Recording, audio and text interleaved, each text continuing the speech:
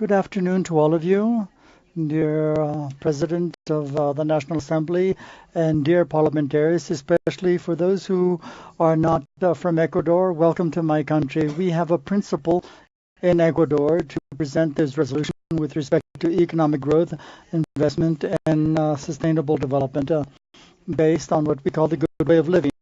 We are living different times in our region. Basically, in our country, we have found similarities with other countries of our region, and therefore we have rethought our policies, rethought our political practices, and our goals, the goals of our policies. We believe that the dominating principle of economy has changed, not only with respect to the traditional colonial economic domination, but the results of this has led to exclusion and discrimination in a consistent fashion. We have seen the growing growth of inequality, not only in the planet but also our region, that have undermined the market model, and we have seen that financial activities are more important than productive activities in the world. Because of this, we need to establish a new model for development that puts the human being in the focus of its activities and of its objectives.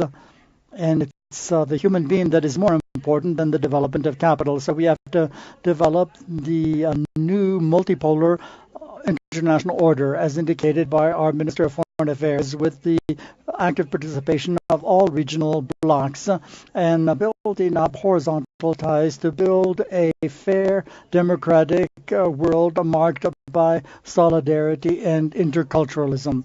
We identify actions that in other countries of the region have been taken in the framework of investment, economic growth, trade, and development to build up a society of good way of living, which progressively diminishes social inequalities, building a decent life for all inhabitants of the planet, and to broaden rights and liberties. Liberty, freedom, is a very strong, positive word for humankind, as long as the conditions are there to enforce these freedoms and to make sure that there is access to these freedoms and to these rights in an equitable fashion.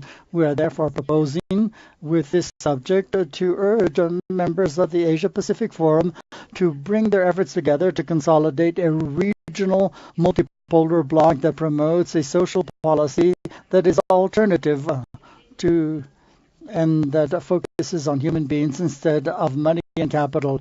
We ask for the drafting of legislation to establish economic policies in our region in line with the regulatory framework of each country to ensure political and economic sustainability, a balance between market, the environment, and of course the human being, to consolidate regional financing organizations that set up development banks for a network of states.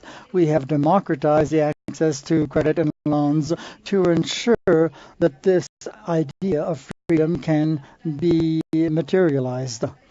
We have made progress in setting up cooperation agreements where equality take us away from the imbalances of past decades, so that we can be in a strong position to reach agreements, especially for the settlement of conflicts and disputes. We want exchange rate stability that is counter-cyclical. And we ask countries to promote policies to build up trade and international investment in conditions of equity as an instrument for solidarity. We promote an international market that is more equitable by consolidating markets of securities and insurance in the region, so this can be democratized as well. We believe that it is important